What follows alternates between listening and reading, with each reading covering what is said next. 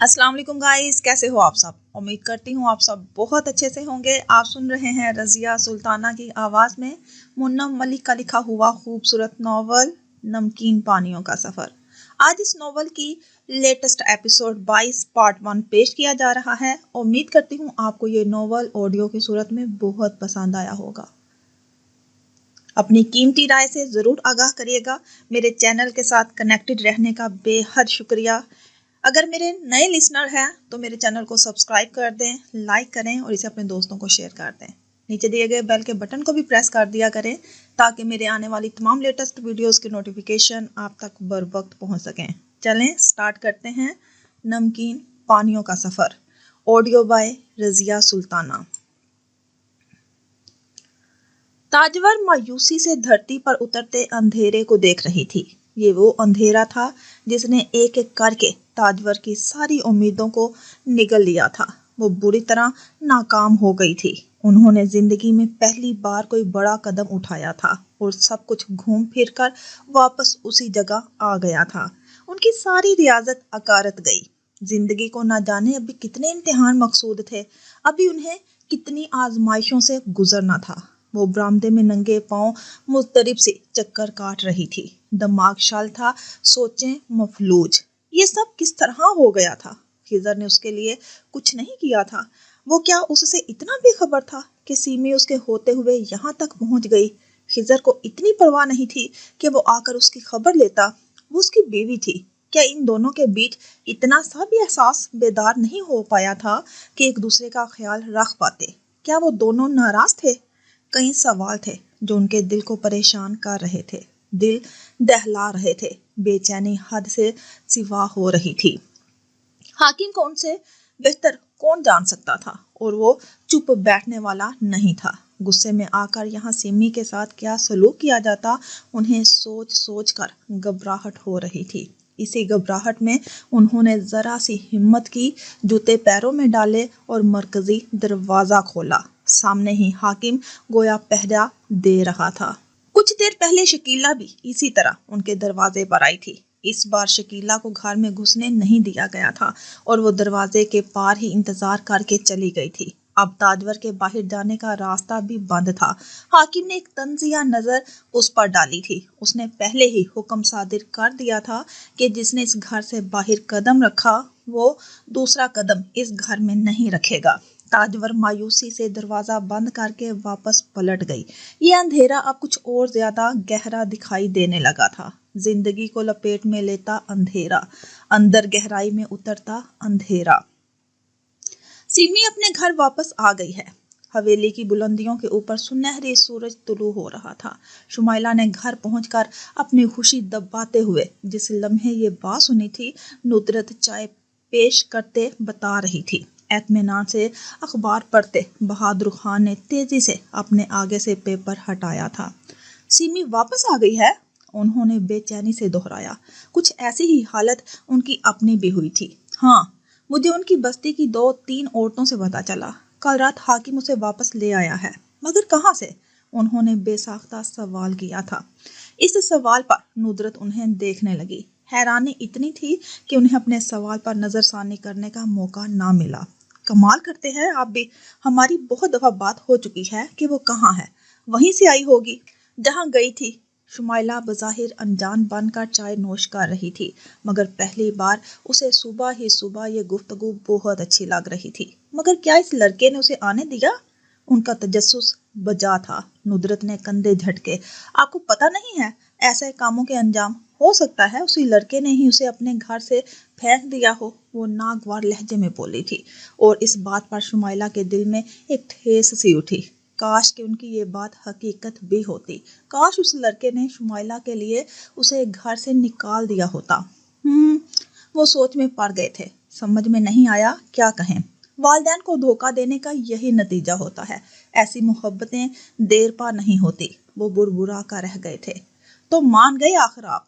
ये यकीनन उन्हीं का कौल था जो इस वक्त बहादुर साहिब को याद तो नहीं आया, मगर वो फातिहाना निगाहों से देख रही थी। देखो भाई, मेरा इस बच्ची को जज करने का कोई इरादा नहीं है। मोहब्बत से इनकार नहीं है, पसंद की शादी के खिलाफ भी नहीं हूँ, मगर इसके लिए जायज रास्ते मौजूद हैं। ہر باشعور انسان ان سے آگاہ ہے، پھر یہ نادان بچے والدین کو دنیا کی نظروں میں کیوں ذلیل کر کے رکھ دیتے ہیں؟ وہ افسوس سے سر ہلا رہے تھے۔ اگر ماں باپ کو اعتماد میں نہیں لے سکتے اور انہیں یہ ممکن بھی نہیں لگتا تو اس طرح چھپ چھپ کر ملاقاتیں کرنے کا کوئی جواز نہیں بنتا۔ یہ نہ صرف عزت بلکہ اپنی زندگی بھی خراب کرنے کا سبب بنتا ہے۔ کاش کے وقت رہتے سمجھ میں آ جائے۔ وہ ایک سرد آہ بھر کر خاموش ہو گئے تھے۔ شمائلہ اپنی جگہ چور سی بن کر رہ گئی تھی، نظریں جھکائے۔ شمائلہ خاموشی سے چائے پیتی رہی، معمول سے زیادہ خاموش۔ بہادر صاحب نے محسوس کیا۔ تربیت بہادر صاحب، ندرت نے جوش و خروش سے کہنا شروع کیا تھا۔ تربیت اپنا کام کرتی ہے۔ اگر اولاد کی تربیت صحیح خطوط پر کی جائے، انہیں اعتماد، محبت اور توجہ کے ساتھ پانی، مذہبی اقدار، مذہبی اور معاشرتی حدود، زمانے کے چلن، دین کے احکام اس انداز میں بتائے جائیں کہ وہ ان کے مزاجوں پر مسلط ہونے کے بجائے جذب ہو جائیں، تو اولاد کبھی غلط راستوں پر بھٹکا نہیں کرتی۔ انہوں نے ایک سانس میں بات ختم کی تھی۔ بہادر صاحب زیر لب مسکرا دیے، جبکہ ان کی باتوں پر اب شمائلہ کو عجیب سا بوجھ اترتا محسوس ہو رہا تھا۔ اس معاملے میں خوش نصیب ہوں۔ تم نے میرے بچوں کی پرورش اور ان کی تربیت میں کوئی کسر نہیں چھوڑی۔ وہ ستائش سے بیگم کو دیکھ رہے تھے۔ اللہ نے ہمیں ایک بیٹی دی، اللہ ہمیں ایسی اور بیٹیاں جو اپنے والدین کا سر کبھی جھکنے نہیں دیتی۔ ایک محبت بھری نظر شمائلہ پر بھی ڈالی گئی تھی۔ شمائلہ چونکی اور پھر بہت کوشش کے بعد پھیکا سا مسکرا سکی تھی۔ بالکل ہماری بیٹی جیسا کوئی نہیں ہے۔ ندرت بیگم کا موڈ خوشگوار ہو چکا تھا۔ حاکم پتہ نہیں کس طرح سانسیں لے رہا ہوگا۔ میری بیٹی نے ایسا کچھ کیا ہوتا تو میں شاید اگلا سانس ہی نہ لے پاتا۔ بابا، خدا نہ خواستہ ایسی باتیں کر رہے ہیں، وہ سخت ناراضی سے بولی تھی، جبکہ شمائلہ شل سی رہ گئی تھی۔ اس کا سانس اوپر کا اوپر رہ گیا تھا، ویسا تصور بھی نہیں کرنا چاہتی تھی۔ بابا، اگر آپ کو پتہ ہے نا، ہم ایسی بات نہیں سن سکتے۔ وہ فوراً روحان سی ہو گئی تھی۔ کتنا سوہان روسا احساس تھا۔ بھائی، میں تو فخر کر رہا ہوں، جانتا ہوں میری بیٹی کبھی ایسا نہیں کر سکتی۔ وہ فخر و غرور کے ملے جلے تاثرات سے کہہ رہے تھے۔ شمائلہ اپنے آنسو ضبط کرنے لگی۔ لیکن ایک بات میں جانتا ہوں، حاکم چپ نہیں بیٹھے گا۔ وہ سیمی کو اپنے گھر میں برداشت نہیں کر سکتا۔ مجھے تو ڈر ہے اس مرتبہ بھی وہ کوئی غلط قدم نہ اٹھا لے۔ اسی کے لائق ہے وہ، ندرت نخوت سے بولی۔ اس کی سزا بھی ایسی ملنی چاہیے کہ اس قصے کا گواہ ہر شخص یاد رکھے۔ نہیں ندرت، وہ سنجیدگی سے گویا ہوئے، غلطیاں انسانوں سے ہی ہوتی ہیں۔ وہ جوان اولاد ہے اس کی، خطا معاف کر دے گا تو سب کے لیے بہتر ہوگا، ورنہ اس کی بیٹیوں کی زندگیاں تو… بابا، میں سیمی سے ملنا چاہتی ہوں۔ لوہا گرم دیکھ کر شمائلہ نے فوراً اپنا مدعا بیان کر دیا تھا، جس کے لیے وہ کب سے یہاں بیٹھی تھی۔ دونوں اپنی اپنی جگہ پر چونک گئے تھے۔ اتنا سب ہونے کے باوجود غلطی اور معافی کی بات آپ ہی کر رہے ہیں۔ میں بھول چکی ہوں بابا، بس میں ایک بار اس سے ملنا چاہتی ہوں۔ اس کی بھی مجبوریاں رہی ہوں گی نا؟ شمائلہ نے انہیں مزید جذباتی کرنا چاہا تھا۔ ہرگز نہیں، میں تمہیں بالکل پرمیشن نہیں دوں گی شمائلہ۔ ایسے معاملوں میں لوگ لڑکی سے ہمدردی رکھنے والوں کو بھی اسی کے ساتھ شامل سمجھ لیتے ہیں۔ ندرت کو بیٹی کی بات سخت ناپسند آئی تھی۔ وہ ناخوش نظر آنے لگی تھی۔ جو بات تھی وہ سب کے سامنے واضح ہو چکی ہے امی، اور مجھے ایک بار جا کر اسے دیکھنا ہے۔ میرا اس کے ساتھ بہت اچھا وقت گزرا ہے امی، پلیز بابا۔ اس نے اپنا لہجہ ملتجیانہ کر لیا تھا، منت بھرا انداز۔ بہادر صاحب اپنی جگہ پر خاموش سے ہو کر رہ گئے تھے، اور شمائلہ کے لیے یہ خاموشی بھی کافی تھی۔ دوسری مرتبہ سختی سے انکار نہیں ہوا تھا۔ اجازت یا بغیر اجازت، ایک ملاقات تو ہر حال میں ضروری تھی۔ پوری بستی میں تجسس کی لہریں گردش کر رہی تھی۔ کچھ نے چپ سادھ لی تھی، سیمی کی واپسی پر نظریں چرا لی، کچھ کو اسے دیکھنے کی خواہش تھی۔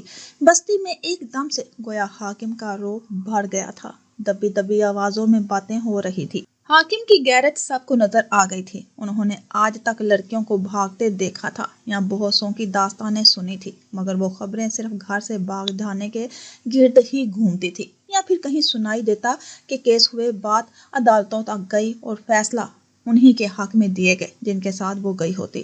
رشتے دار ہار کر مزید سر جھکائے واپس آتے، کسی لڑکی کو آج تک واپس آتے نہیں سنا گیا تھا، اور یہ حیرت انگیز بات تھی۔ حاکم نے اپنے دم پر 4 ماہ کے اندر اندر لڑکی برآمد کر لی تھی، بغیر پولیس شامل کیے، بنا کسی کی مدد کے۔ بستی کی کچھ عورتوں نے گھر کا دروازہ بجایا تھا، تاجور نے دروازہ نہیں کھولا۔ اس بار پھر دستک دی گئی تو صبا دروازہ کھولنے چلی گئی۔ تاجور اڑ کر اس کے پاس پہنچی تھی، کباڑ کھولتے ہاتھ کو کلائی سے پکڑ لیا۔ تم دروازہ نہیں کھولو گی، وہ قطعیت سے بولی۔ صبا نے حیرانی سے ان کی طرف دیکھا۔ تاجور، تم اس طرح 4 دیواری میں محدود ہو کر نہیں رہ سکتی، یہ نظارہ تو ہر ایک کو کرنا ہی ہوگا، وہ تمسخرانہ انداز میں بولی۔ تاجور کی بے وقوفی پر ہنسی۔ یہ سرکس نہیں ہے کہ تماش بین نظارہ کرنے آئے، میری بیٹی کسی کے سامنے نہیں آئے گی اور نہ ہی میں اسے دنیا کی نظروں کا سامنا کرنے دوں گی۔ میری بات کان کھول کر سن لو صبا، وہ چبا چبا کر کہتے ہوئے انگلی اٹھا کر بولی، تو اس آگ میں تیل ڈالنے کی کوشش مت کرنا۔ میں نے اپنی زندگی میں تمہاری مداخلت برداشت کی ہے، اس معاملے میں کسی قسم کی امید مت رکھنا، مجھے میری بچی کی زندگی محفوظ کرنے دو۔ آہ، کتنی بدگمان ہو مجھ سے تاجور، شاید ہمارا رشتہ ہی ایسا ہے، دیورانی جٹھانی والا۔ میں کتنی بھی ہمدردی کر لوں تمہیں میری غلطی ہی نظر آئے گی۔ مجھ سے ہمدردی بھی مت کرو، مجھے تمہاری ضرورت نہیں ہے، وہ 2 ٹوک انداز میں بولی۔ صبا کا منہ بن گیا، انہوں نے ہتھیلی آگے کر دی۔ چابی؟ کس چیز کی؟ اس کے تجاہل برتنے پر تاجور نے جن نظروں سے اسے دیکھا تھا وہ زیادہ دیر انجان نہیں رہ سکی۔ مجھے سیمی کو ناشتہ کرانا ہے، اس سے ملنا ہے، مگر تمہیں اس کی اجازت نہیں ہے۔ تمہیں گھر میں خاموشی کیوں عزیز نہیں ہے؟ میری بیٹی کے لیے یہ گھر قید نہیں ہے، اس کے ساتھ یہ سلوک نہیں ہو سکتا۔ کیا واقعی قید نہیں ہے؟ وہ استہزائیہ بولی تھی۔ تاجور نے لب بھینج کر ضبط کیا۔ میرے صبر کا امتحان مت لو، میں جانتی ہوں چابی تمہارے پاس ہے۔ ظاہر ہے، اس نے لاپرواہی سے کندھے اچکائے۔ قابل اعتبار ہر کوئی تو نہیں ہوتا۔ تاجور پر نظر ڈالی۔ تم جانتی ہو صبا تمہارے شوہر کے ساتھ کیا ہوا ہے، زیادہ پرانی بات نہیں ہے نا؟ تاجور کی بات پر صبا کی ساری لاپرواہی ہوا ہو گئی، وہاں پر پھاڑ کھانے والے تاثرات آ گئے۔ وہ میں کیسے بھول سکتی ہوں؟ پھر تم کیوں چاہتی ہو کہ یہی کام تمہارے ساتھ بھی ہو؟ تاجور اب پرسکون نظر آ رہی تھی۔ صبا سلگ کر اس کے قریب آئی۔ دھمکی دے رہی ہو؟ دانت کچ کچا کر بولی۔ ویسے کیا وقت آ گیا ہے نا تاجور، مولوی حیات کی عزت دار بیٹیاں تھانے کچہری سے کم پر بات نہیں کرتی۔ اس نے تاجور پر گہرے طنز سے واک کیا تھا، آنکھوں میں تضحیک تھی۔ تاجور نے ہنکارا ابھرا۔ مولوی حیات کی بیٹیوں کو لوگ ہی ایسے ٹکرا گئے ہیں جن کے دماغ گھروں سے زیادہ جیلوں میں درست ہوں گے۔ وہ چرانے کے لیے مسکراتی تھی۔ صبا سے کوئی جواب نہیں بن پڑا تو غصے سے گھورتی رہی، پھر چابی نکال کر پھینکنے والے انداز میں ہاتھ پر رکھی۔ تاجور اس پر دوسری نظر ڈالے بغیر سیدھی چلتے ہوئے اس کمرے تک آئی اور ہاتھ بڑھا کر تالا کھول دیا تھا۔ روشنی کا گولا اندر گیا تو تاریکی پلک جھپکتے غائب ہو گئی تھی۔ سیمی چارپائی پر بیٹھی ہوئی تھی، ماں کو دیکھا تو فوراً کھڑی ہو گئی، ان کے دل میں بھی ممتا کی طرف جاگ گئی تھی۔ اماں، ابا ناراض ہوں گے آپ سے، تاجور نے اسے جس شدت سے گلے لگایا تھا، سیمی کو محسوس ہوا کہ اس کا دل پسلیاں توڑ کر باہر آ نکلے گا۔ اتنی شدت، اتنی طرف اور اتنی گرم جوشی! خوشی سے ماں کے آنسو پھسلنے لگے تھے۔ مجھے تمہارے سامنے ان کی ناراضی کی پرواہ ہوگی؟ وہ بھیگی آواز میں بولی تھی۔ میں نہیں چاہتی کہ مزید کچھ برا ہو ماں، کم از کم اب اور نہیں۔ وہ ان کے ہاتھ سہلاتے ہوئے ایک دم سے مغموم نظر آنے لگی تھی۔ تاجور نے ایک نظر سیمی پر ڈالی تھی، کتنے ماہ بعد دیکھ رہی تھی اسے، وہ بھی اپنی ماں کا چہرہ حسرت سے تکے جا رہی تھی۔ کیسے حالات درپیش تھے، ماں بیٹی مل نہیں سکتی تھی، دل میں عجیب سا دھڑکا، کچھ چھن جانے کا، کوئی ناتا ٹوٹ جانے کا، چاہے وہ دل ہو یا نظر کا، اوجل تو ہو جاتے ہیں نا چہرے۔ سیمی، میری پیاری بچی، آپ کیسی ہیں اماں؟ آپ نے ہمارے بغیر یہ دن کیسے گزارے؟ سیمی کی آنکھیں گلابی پڑنے لگی تھی۔ تم یہاں کیوں آ گئی ہو؟ کیا تمہاری ماں کی دعائیں تم تک پہنچنا بند ہو گئی تھی؟ انہوں نے اس کی بات کا جواب دیے بغیر پوچھا۔ وہ بار بار سیمی کے ہاتھ مسلتے ہوئے آنکھوں کے سامنے لا کر یقین کرتی کہ وہ سچ مچ اس کے سامنے ہے۔ ساری دعائیں صرف مجھ تک پہنچ رہی تھی اماں، اس لیے میں آ گئی۔ ہم آپ کو اس پیاس کی سزا کیوں دیں؟ آپ کا کیا قصور ہے کہ آپ اپنی اولاد کے لیے تڑپتی رہیں؟ میں تمہاری طرف سے مطمئن تھی، مجھے کوئی پچھتاوا، کوئی طرف نہیں تھی، مگر میری تو ساری قربانی رائگاں چلی گئی۔ میں نے تمہیں جو نصیحت کی تھی وہ کچھ اور تھی۔ وہ سر جھکا کر آنسو بہانے لگی۔ کیسی قرب زدہ سی شکل ہو رہی تھی ان کی، اشک اور وہ چھوڑے کے درد بیان کر رہے تھے۔ سیمی نے ہاتھ سے ان کی ٹھوری اونچی کی۔ آپ کی نصیحت میرے لیے حکم کا درجہ رکھتی ہے۔ میں آپ کے لیے کچھ بھی کر جانے کی ہمت رکھتی ہوں اماں، لیکن ہمارا مقصوم ہی کچھ اور ہے۔ اس کو تو مانتی ہیں نا آپ؟ آپ کی تو پوری زندگی کا عنوان فقط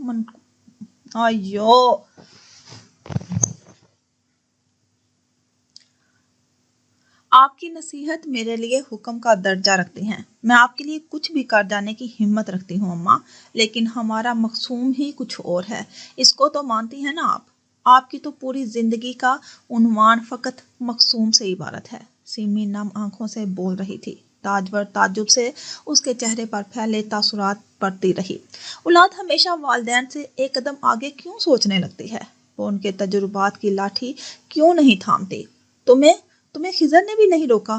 ایک بے تاب سوال ان کی نوک زبان پر مچل گیا تھا، جو کل سے وہ دل میں دبا کر بیٹھی تھی۔ سیمی پر ڈالی پہلی نظر ہی پوری داستان سنا ڈالتی تھی کہ وہ اس گھر میں رہنے والی 4 ماہ پرانی سیمی ہرگز نہیں تھی۔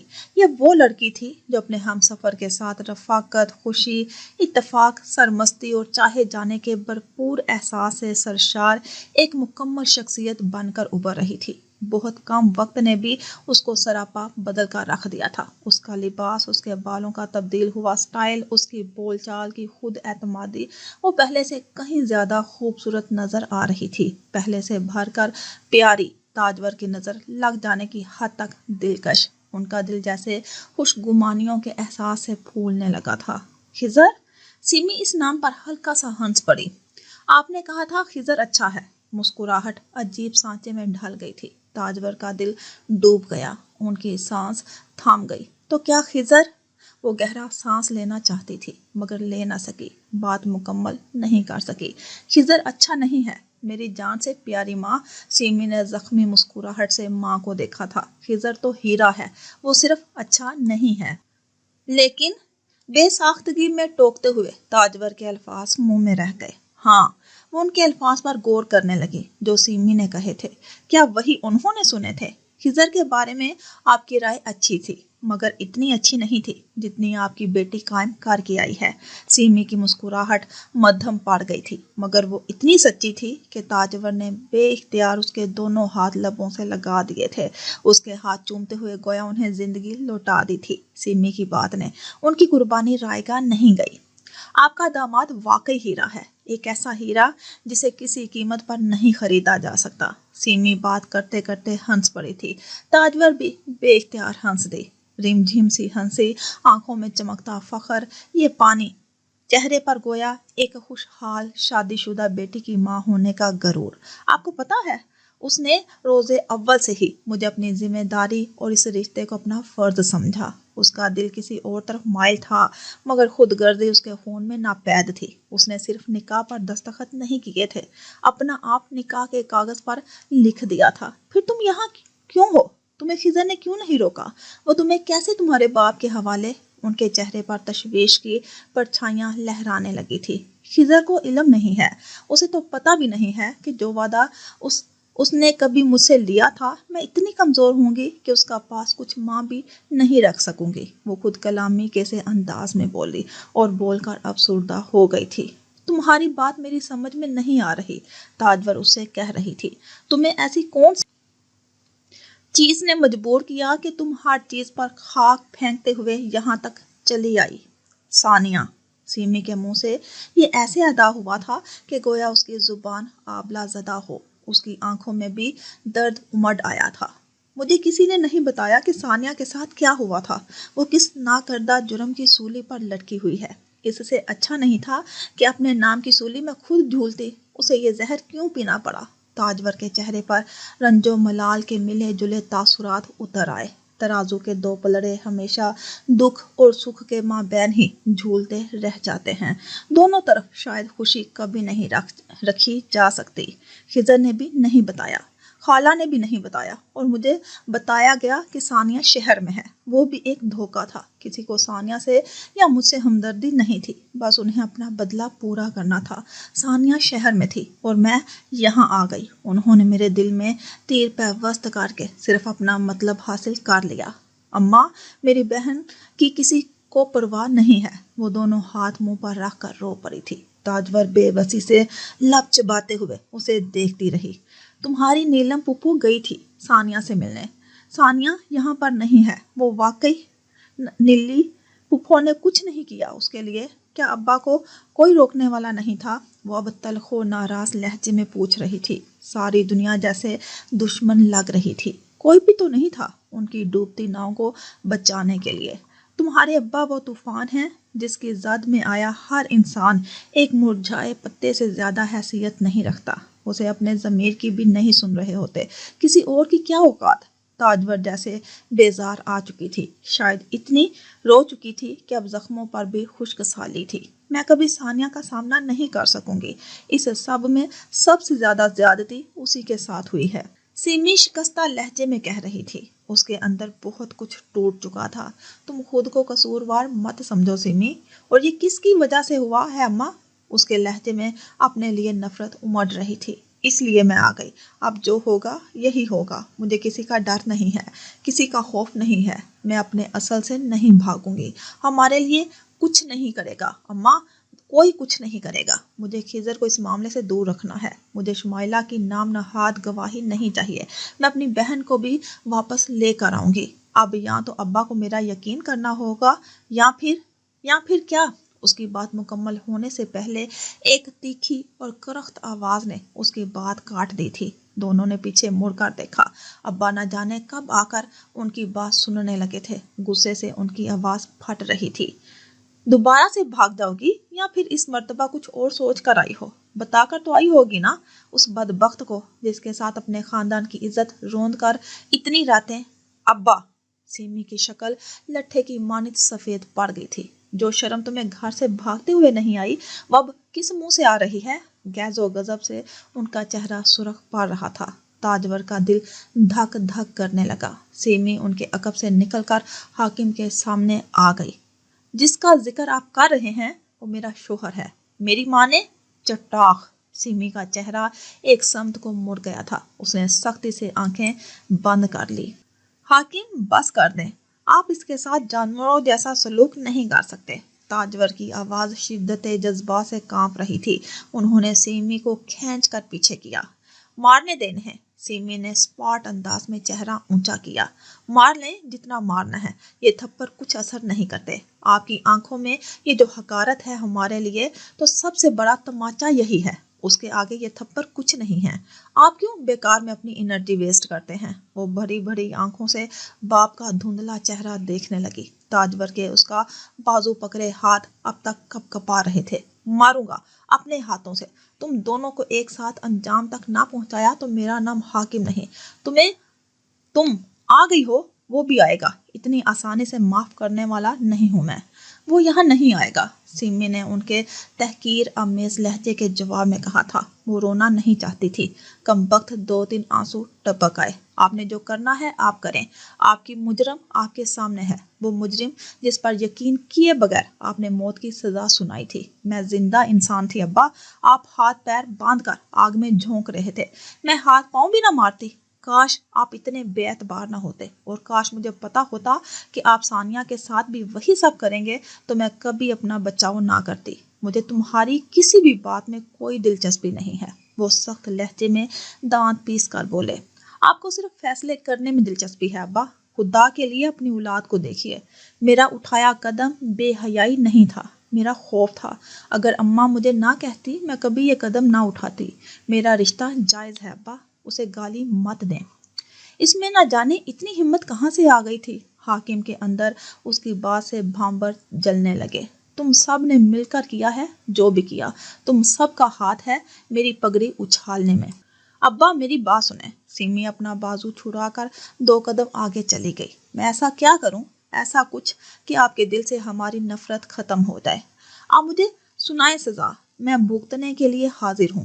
ऐसी कौन सी चीज है जो आपके जलते दिल को ठंडा कर देगी, बताएं।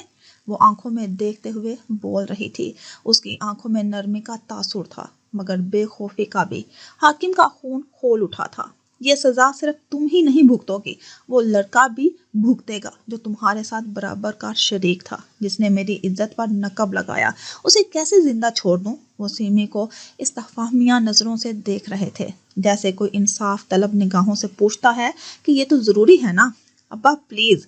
सीमी की आंखें और आवाज भीग गई। खिजर को भूल जाए, उसका कोई कसूर नहीं। उसकी जिंदगी उसको जीने दें। आप मेरी बात करें, आपने पहले ही उसके साथ क्या काम किया है? सीमी की आवाज जख्म जख्म हो गई थी। हाकिम ने सुलगती निगाह उस पर डाली। वो उस दिन मेरे हाथों इसलिए बचा था, उस दिन मरने के लिए दांत कुचकुचा गए थे। तुम जितनी बार उसका नाम मेरे सामने लोगी, उतनी ही बार मुझे लगेगा तुम मेरी बेइज्जती कर रही हो। हाकिम की बात ने उसका दिल चीर कर रख दिया था। ये किस मोड़ पर आ खड़ी हो गई थी वो? एक तरफ शोहर था, दूसरी तरफ बाप। दोनों में से वो किसी एक का इंतखाब नहीं करना चाहती थी। वो बेइख्तियार बाप के कदमों पर झुक गई थी।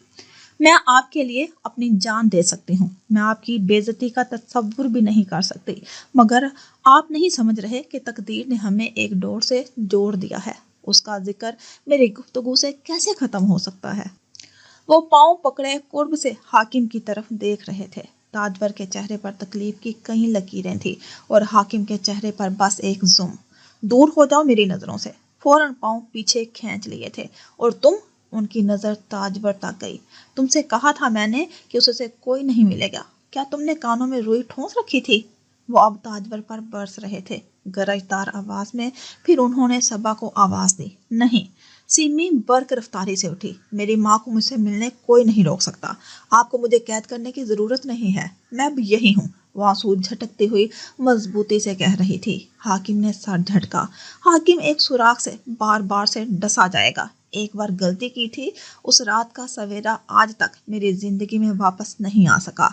एतबार और तुम्हारी बात पर मैं कसम खाती हूँ उस शख्स की जिनके कोल का पास मेरी माँ आज तक रखती आ रही है। सिमी के मुंह से निकले अल्फाज ने शायद उनके घर की हवा तक साकत कर दी थी। मुझे कसम है उस शख्स की जो आज भी मेरी माँ की आंखों में नजर आते हैं। मैं इस घर से बाहर कदम नहीं निकालूंगी। मेरे साथ आप जो भी सलूक करेंगे, इस बार मैं हालात से भागने की कोशिश नहीं करूंगी, चाहे मैं मर ही क्यों ना जाऊं। इस बार मैं उसका सामना करने आई हूँ। सिमी! ताजवर के पूरे वजूद में जलजला आया था। जमीन से उनके कदम उखड़ गए। ये उसने कैसी कसम ले ली थी? वो यकीनन जानती थी इस कसम का मतलब, और यहाँ पर मौजूद हर शख्स भी।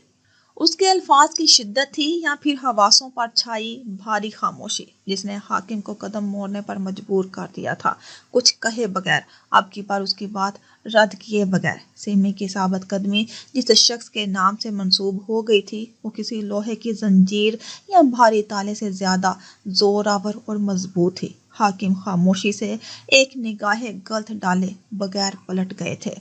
उससे पीछे चंद कदमों के फासले पर मौजूद ताजवर दूर, बहुत दूर खड़ी नजर आ रही थी, एकदम साकत और शिशुद्दर, पत्थर की बेजान मूरत। ये आंखें उन्हें जो मंजर दिखा रही थी वो नया नहीं था। ये कोई पुराना था, पुराना और बोसीदा मंजर जिसको झाड़ दो तो उठती गर्द से खांसी आ जाए। बाप और शोहर के बीच दो पाटों में फंसे पिसने वाली औरत, किसी कोल के जंजीर से बंधी जिंदगी, ये किस तरह बीतने वाली थी? एक बेटी अपनी माँ जैसा नसीब लेकर कैसे आ सकती थी, और क्यों आ सकती थी? तो ये पुराना बोसीदा सा मंजर गर्द उड़ाकर खड़ा हो रहा था। इस बार खांसी नहीं आ रही थी, सांस घुट रही थी। हॉस्पिटल का रूम नहायत सर्द हो रहा था। बाहर कसीफ फिजा की पुरतपश धूप और घुटन ज़दा माहौल, और अंदर का मसनूई मगर पुरसुकून माहौल। ना जाने कितने रुपयों की मरहूने मिन्नत था। सानिया इस स्पॉट और बेकैफ से कमरे में बैठी सोचती चली गई। न जाने कितने दिन बीत चले, उसने उंगलियों पर गिना, और न जाने कितने मजीद बीतेंगे। वो यासियत से सर झुकाकर रह गई थी। खटका हुआ तो उसने सर उठाकर मरीज पर नजर डाली। करम इलाही ऊँग रहा था, उठकर पास चली आई। उसे प्यास ही प्यास थी। हर दम 10 मिनट बाद 2 घूंट पानी। जिंदगी क्या रह गई थी, फकत 2 घूंट पानी। کرم الہی کو آکسیجن سے ماسک لگا تھا۔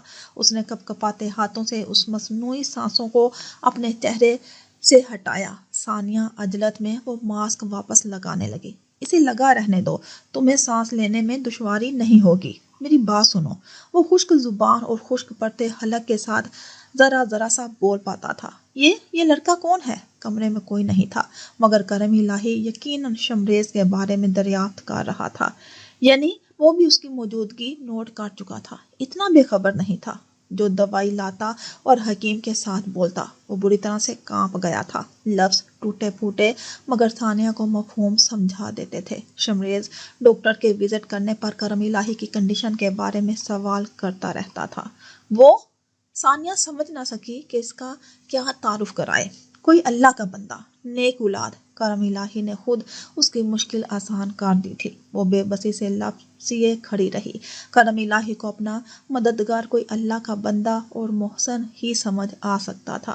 اچانک ثانیہ کے ذہن میں جھماکا سا ہوا۔ وہ تھوڑی سی جھک کر بولی، تم جانتے ہو اسے؟ وہ حویلی والے بہادر خان، انہی کا بیٹا ہے۔ ثانیہ نے کئی بار کرم الہی کو حویلی کے گرد دیکھا تھا۔ یقیناً وہ انہیں جانتا تھا اور اب شاید پہچان گیا تھا کہ عجیب سی نظروں سے ثانیہ کو دیکھ رہا تھا۔ ثانیہ کے لیے یہ تاثر قابل فہم نہیں تھا، مگر وہ اس شخص سے مزید سوال کبھی نہیں کر سکتی تھی۔ اس لیے جب وہ اسے 2 گھونٹ پانی پلا رہی تھی تب کرم الہی کی بھرائی سی آواز اس کے کانوں میں پڑی تھی، اور تم کون ہو؟ تو اس کی آنکھوں میں تاثر اجنبیت کا تھا۔ اس کی 3 سانسوں میں پوچھی مختصر بات نے ثانیہ کا ہاتھ ساکت کر دیا تھا۔ وہ اب اسے بھی نہیں پہچان پا رہا تھا۔ شمریز کا باپ اس کی حویلی کیسے یاد آ سکتی تھی؟ اور ایسے میں اگر کرم الہی کے بھائی اس کی خیریت معلوم کرنے آ پہنچے تو؟ ثانیہ کو ایک تکلیف دہ سا خیال آیا۔ موت کی طرف بڑھتا شخص اپنی آخری وقت میں کسی اپنے کے لیے ترس رہا تھا۔